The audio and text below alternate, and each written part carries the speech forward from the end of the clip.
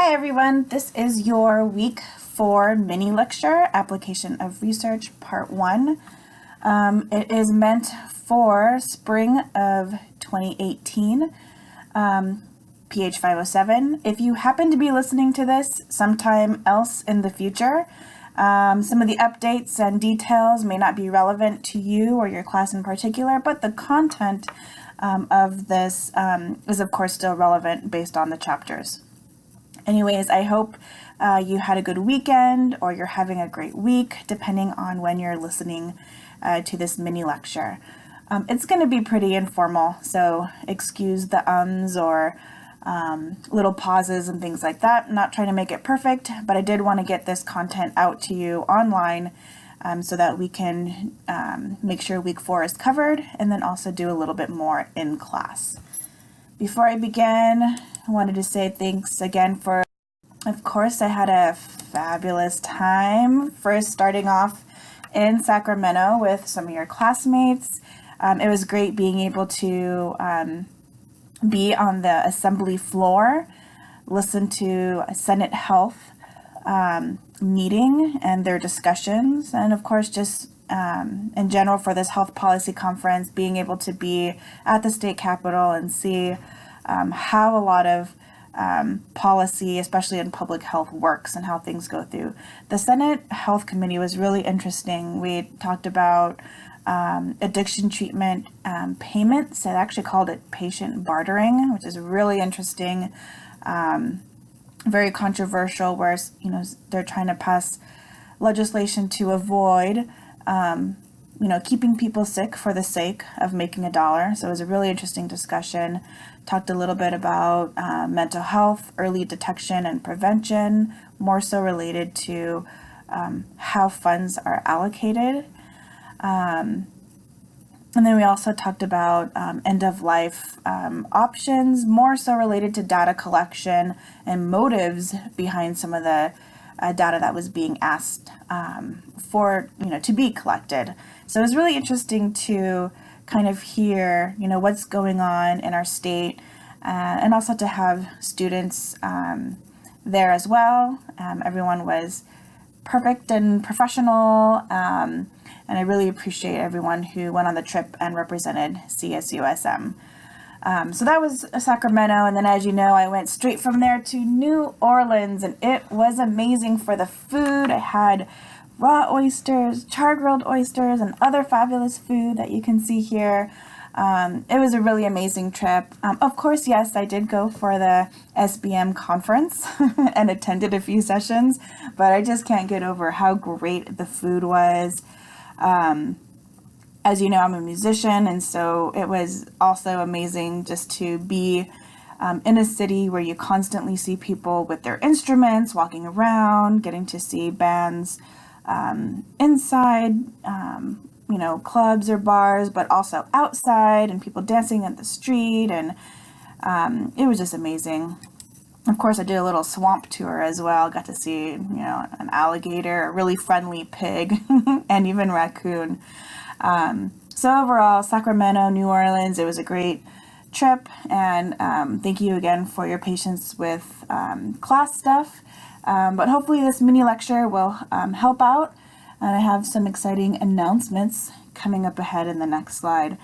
One thing I can't forget is the beignets. Pretty much started off my New Orleans trip with beignets and also afterwards. So anyways, had a good week, and I really hope that you had a great week as well, and I look forward to the rest of the semester and helping you get through your thesis and capstone proposals. One announcement I do have is that next week, as you know, we are going to have a few students, past students, giving their proposal presentations to you. So it's not their defenses, but it's actually their proposal that they themselves did in 7. So that'll be really interesting for next week. So again, for this week, just have a short lecture with this voiceover and the slides. What I'd like you to do for writing, I did post a template for your thesis and capstone presentation. So start looking at it now, tailor it to your topic and your specific presentation, and I think you'll like the structure of it. And again, next week, we're going to have a few students giving their presentations. So you'll be able to see how they used this template and tailored it to their particular topic. Since I was away, I do want to make sure everyone feels comfortable and ready for the midterm exam. So instead of having it this weekend and not being able to see me this week, week 4, I'm going to extend it 1 week. So the midterm is now due online April 29th. So instead of this Sunday, it's going to be due next Sunday. And again, this is only applicable to spring 2018 PH 507. But that midterm is 25 questions, and next week I will give you some tips and some practice questions in class. So I think that will be really helpful in anticipation for the midterm, and in a very similar format, the final as well. So let's get started. Last week we talked about observational research, so now we're going to talk a little bit more on the practice on how do you conduct observational research.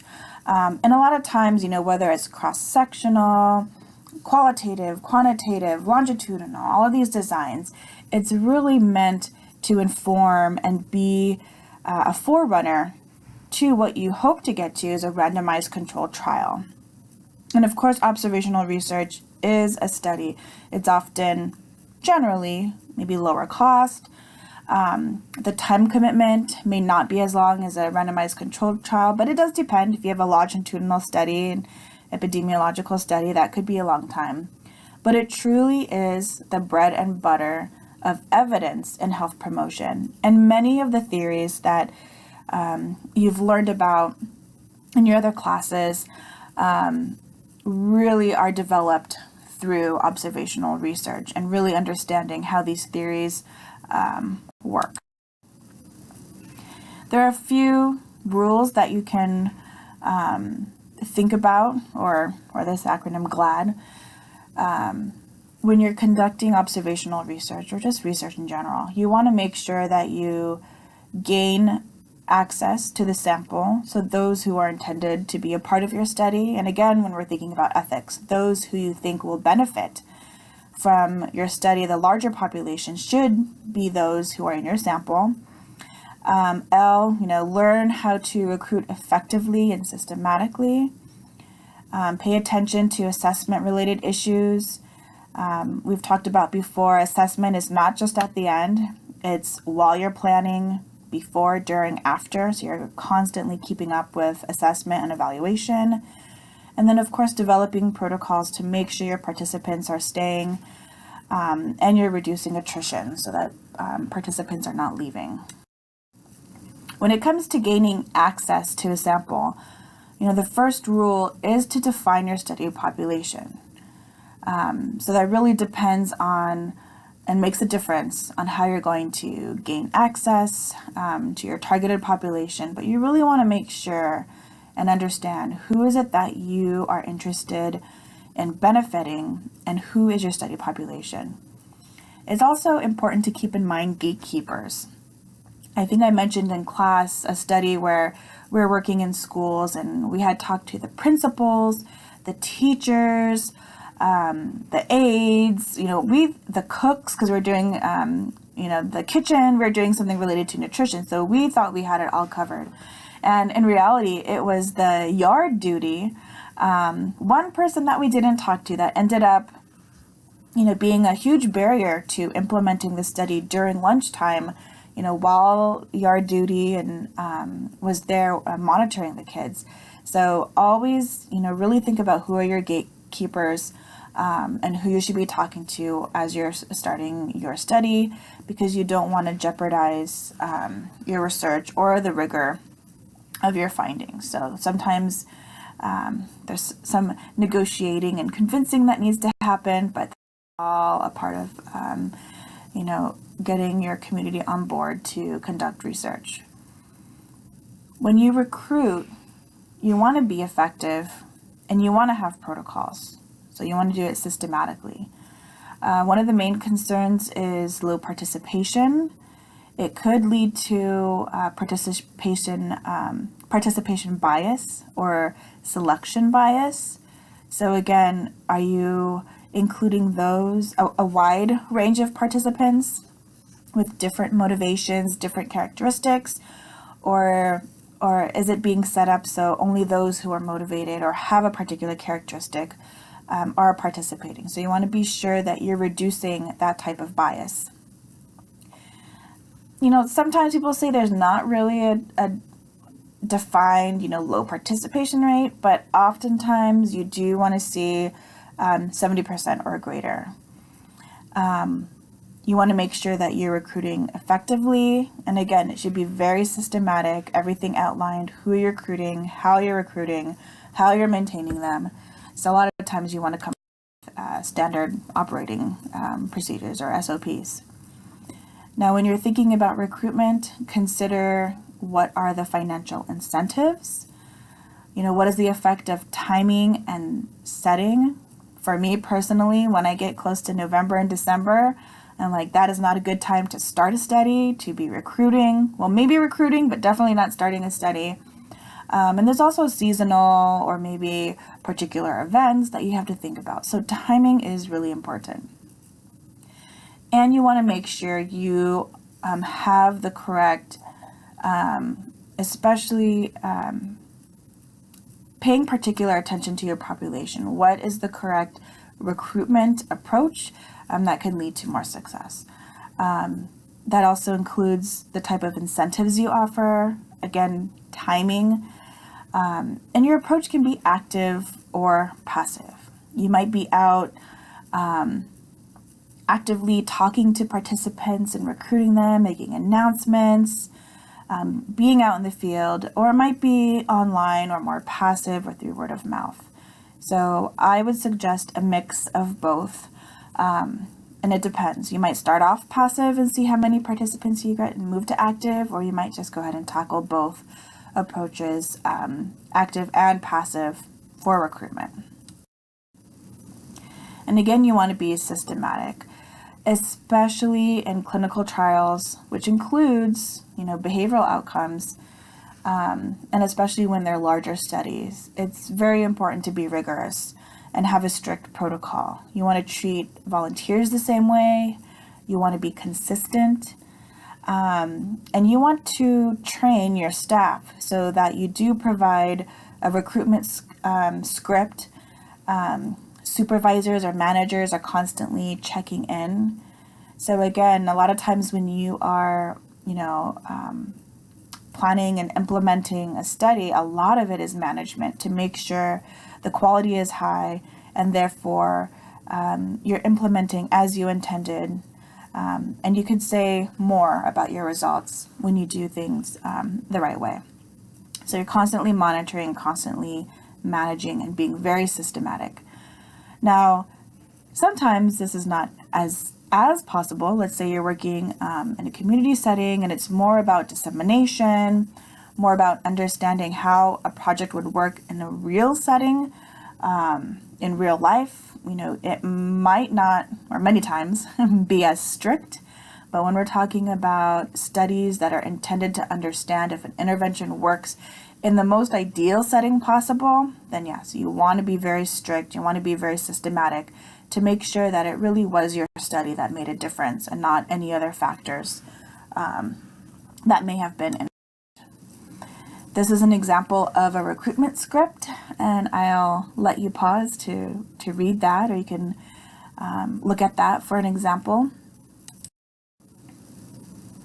And when it comes to assessment and evaluation, this refers to everything from screening, enrollment, but also, if it's prospective and you're following participants that they return.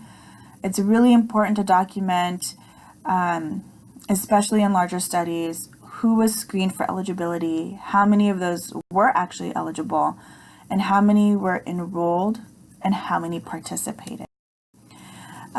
We're not quite talking about randomized controlled trials yet, but this is a really good example of how to document that, just looking at the enrollment, this first part over here. So assessing eligibility, how many people are eligible, if they were excluded, why, who did not meet criteria, who declined, what were the other reasons. So being really purposeful in documenting screening through eligibility, through participation. one example of a way you can kind of have a flow chart to document it. 3 key issues that you want to be really aware of as you're doing your surveys and conducting your research is avoiding response bias. So you want to figure out, what are some of the best ways to collect data, and if it's self-report, how do you ask questions appropriately so that you're not leading, as we talked about a little bit in qualitative interviewing, or including double-barreled questions. The questions are clear, appropriate for your population, appropriate reading level. So you want to make sure there's no response bias and it's as honest and accurate as possible. Another thing to avoid is, and really consider, is fatigue. So whether it's, at the end of a study and you're asking them to do too many things, or the end of a long survey, it's really important to consider because it could result in a participant not answering accurately, or just starting to answer in a specific way, like yes, yes, yes, yes, or C, C, C, C, answering straight down the line because they are being fatigued. So it's kind of a struggle. A lot of times researchers are like, oh, but we want to ask all of these questions, but at the same time you have to weigh fatigue and make sure that the participant is able to get through the survey or study.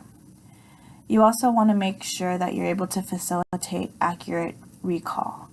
And this has been an issue with even some of the surveys I've done where, there are questions that have been validated that ask about month-long periods. In the last month, how many vegetables did you eat? And I really don't think that's a good way to ask questions, because you should really keep the recall period short.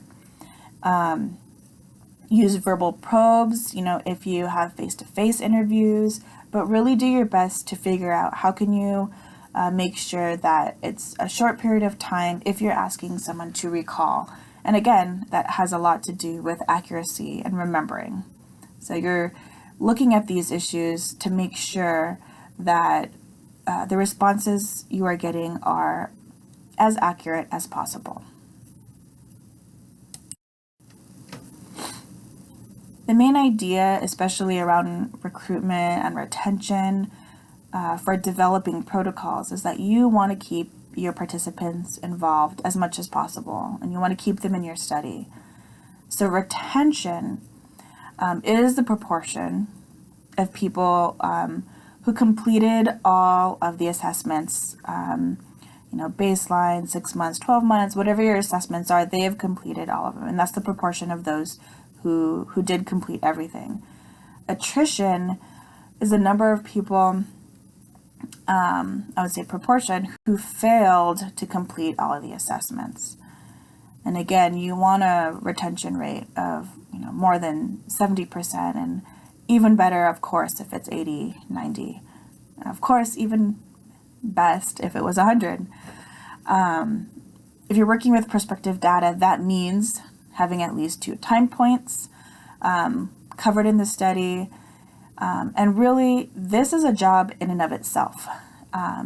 For larger studies, you could hire a full-time recruitment and retention coordinator. So this is an actual job that you might find in research institutes, even here in San Diego. I've worked on projects where we did have a full-time recruitment coordinator. You can do other things such as requesting friend contacts in case someone changes their address or their number, that you would ask permission to contact their friends. Think about, again, incentives, ensuring confidentiality of the information, and of course, appointment cards. So there's a lot of things that you can do to improve your retention in studies. Other things you can do is mobile phone contacts, make sure you have accurate information, and even mail.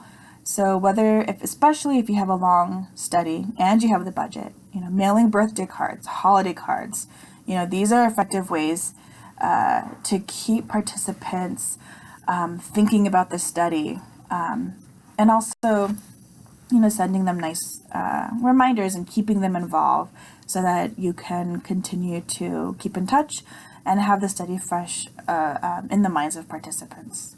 So those are strategies to keep in mind as you're conducting and implementing observational research. Now, getting into RCTs or randomized control trials a little bit, you can kind of see how the flow is set up through this diagram that I showed you earlier. You're starting off with enrollment, assessing for eligibility, all the way down to figuring out who is going to be a part of your study.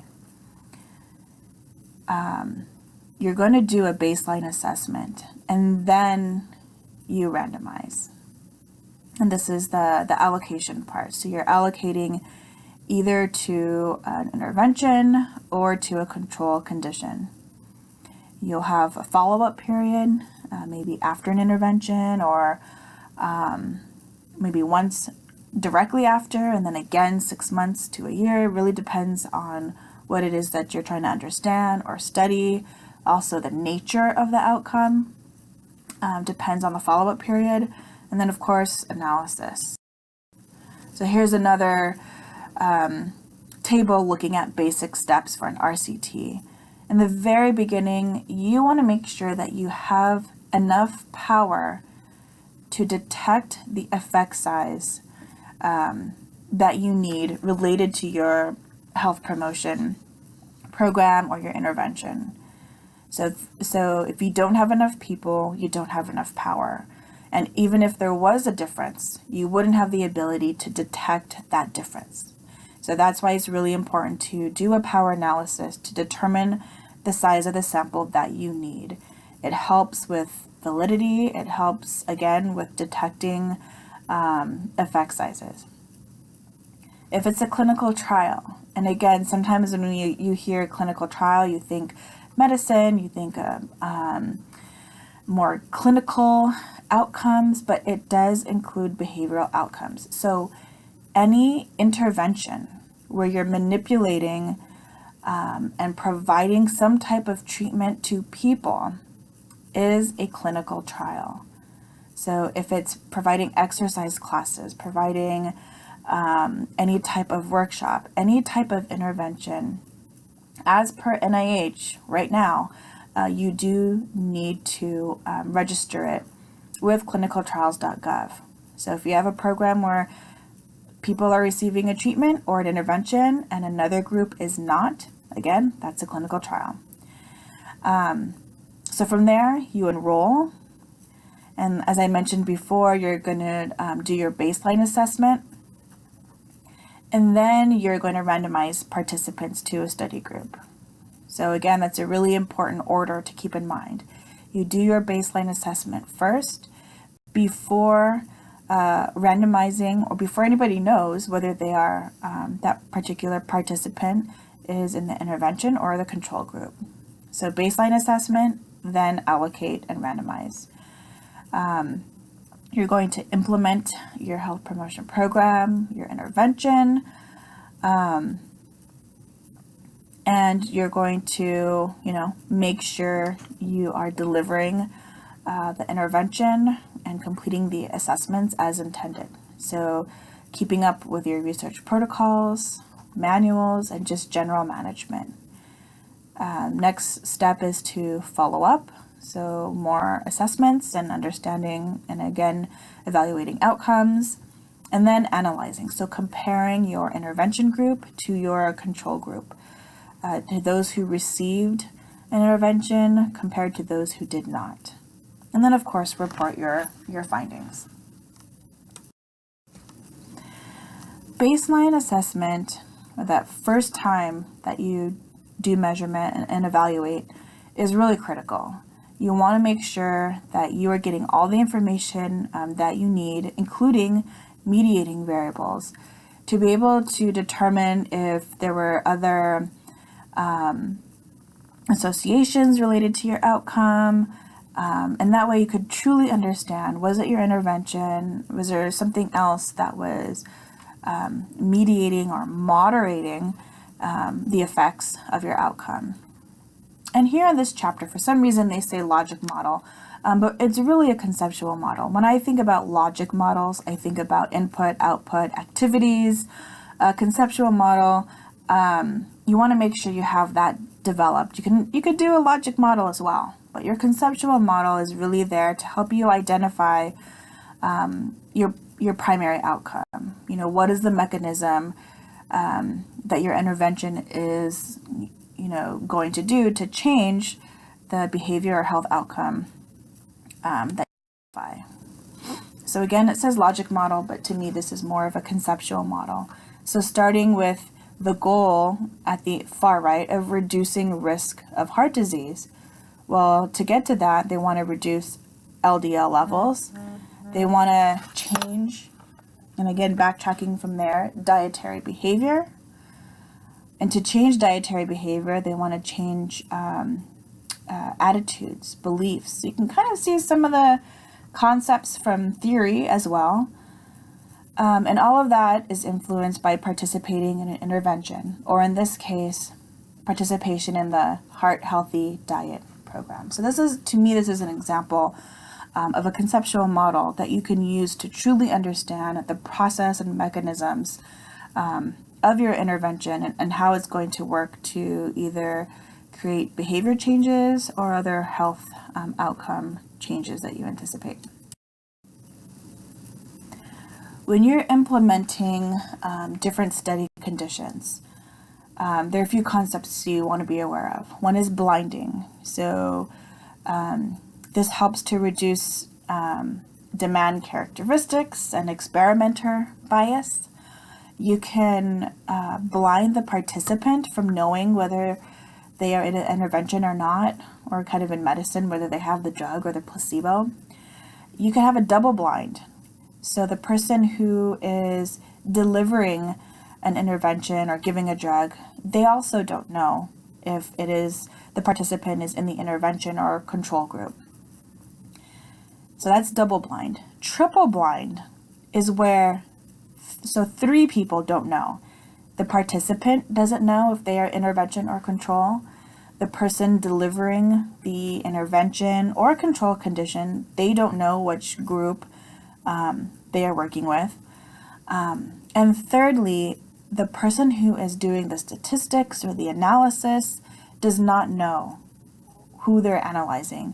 So for example, if I want to know the difference between the treatment and control group, it might be labeled group 1, group 2, and the person doing the analysis would not know which group was intervention or control.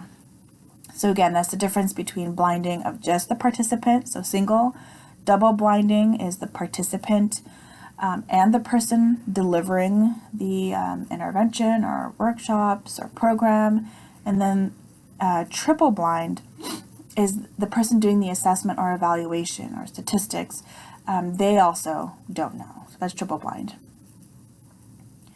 When you are thinking about a good control or comparison group or condition, you really want to steer away from providing information or skills or leading them in a way that might be similar to the intervention itself. And that's because you're really truly trying to understand, did my intervention work? And you don't want your control group to uptake any similar behaviors, because then that reduces the difference, right? So if I'm doing a physical activity study and I decide to do a diabetes workshop and one of the recommendations is physical activity, now I'm not sure if it was really my intervention that worked or whether the reason I didn't see a difference is because the control group also started to uptake certain behaviors, change in diet and physical activity, whereas that is my primary intervention. So you want to try to steer away from anything similar. And oftentimes this is difficult when you're working in the field and communities, because other people might know, well, hey, you're doing this type of a program there and not with us. So sometimes you might do a delayed intervention and say, yes, we will offer you the same intervention in 3 months. You might offer a different intervention. So this group gets physical activity, another group gets leadership training or tobacco or alcohol training. So you're really trying to make them different. But there are different types of designs and ways, depending on your population, and who you're working with. Of course, you want to make sure that everything is being monitored and you are implementing, evaluating everything per protocol. So you're ensuring fidelity of the health promotion program implementation. You want to make sure that you are enhancing participation. Most times there is a difference between those who attend all sessions or all, treatment options, and we call those completers, so they did everything, versus those who did not. And to be very conservative in your analysis, many times you can look at completers versus non-completers, but again, the most conservative approach is called an intent to treat analysis, and that means no matter if someone completed or didn't complete or dropped out or switched over somehow, if they were in the intervention, you keep their results. If they were in the control, you keep their results. You analyze their data as is. So regardless of whether they completed everything or not, you will include them in your analysis. So instead of saying, well, this person kind of dropped out, so even if someone dropped out, you still include them. And this really gives you a good sense of kind of real world. And again, it's the most conservative. So again, that's called intent to treat, when it involves analyzing everybody, no matter what. If they were intervention, control, you keep them in that condition and you analyze them in that way. So when you think about follow-up, what is the best approach? Should it be in person? Should it be online? And again, it really depends on who you're working with. What is your follow-up? Many times you will be consistent. So if it's in person, baseline, and after, it may be in person again. If it's a longer follow-up, maybe it changes modes, but it does change the nature of your evaluation. So keeping it consistent is probably most important. But before that, making sure that you are approaching how you're doing your assessments and evaluations in a way that is appropriate for your population. Then you get to your data analysis. So you want to compare changes in your dependent variable. What is the difference between your treatment group and your control or comparison group, if it's quasi-experimental? You can look at behavioral outcomes, larger health outcomes, mediators. So was there some other mechanism in between that helped work through your intervention? Your intervention influenced something else, maybe some psychosocial variable, and that is what influenced behavior or the health outcome. You can also look at biomarkers. So really understanding, what is the difference between your treatment and control or comparison group based on your research question. So what are the changes in your dependent variable or outcome? And of course, reporting your findings, last step. Well, actually, that's not the last step. You report your findings and then you want to disseminate your information and share. But if it's rigorous work, you want to publish. If it's results that is relevant to policy, you want to communicate that and make sure that you're advocating all the way up and not just leaving data on a shelf or online to be read by other researchers. So kind of consider, who else should know about your work. And then, of course, follow relevant information, especially for randomized controlled trials. Follow the consort checklist. So that has a lot to do with the flow chart that you saw and a lot of other requirements for randomized control trials. So that's just a quick snippet of conducting observational research and getting into some of the details for randomized control trials and various aspects that you should consider in your work. Chapter 13 is about survey research for health promotion. There's just a few slides, so I feel like you can review that on your own, and of course read the chapter, not just chapter 13, but all the other chapters. And again, this was a mini lecture. But since I am not able to see you face to face or have an in-person, I really want to make sure you are taking the time and setting aside perhaps 2 to 3 hours to work on your thesis and capstone. One of the things that I did was upload, as I mentioned, a template for your presentation. Again, it's not something that you have to use exactly. You do need to tailor it for your particular topic and the flow of your presentation. But make sure that you are working on it this week. So you should have your background significance done. You should have your research questions and objectives. So now take a step back and really look at the flow. Are you setting up a good rationale based on your background, based on why this is important, for why you are doing this work? And then if you can, start to get into some of the methods. Are you doing qualitative research, doing interviews, or are you doing secondary data analysis? Are you going to do your own surveys and do more quantitative work? So really start getting into the methods as well. Again, review thesis and capstone steps to completion. I talked a little bit about that last week. But again, this is your time to make sure you're writing. Not only do we have all of the content in PH 507 research methods, but at the same time, I also want to make sure that you are getting through your thesis and capstone work so that we can get your proposals done during the class. So anyhow, that was just a brief, again, mini presentation. I hope it helped. Please come see me during office hours if you have any questions.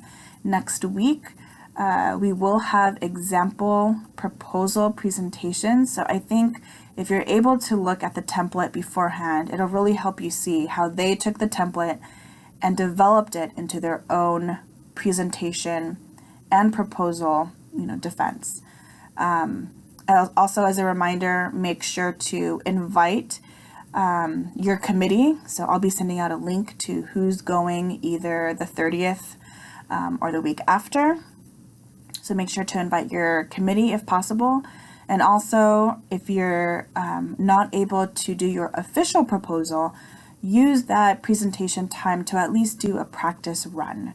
So if you're still developing things, or if you're a part of not graduating in fall, but actually graduating in spring, maybe you're on a different timeline, but use the presentation of your proposal for your thesis or capstone, either as your official presentation with your committee members there, or you can use it as a practice run.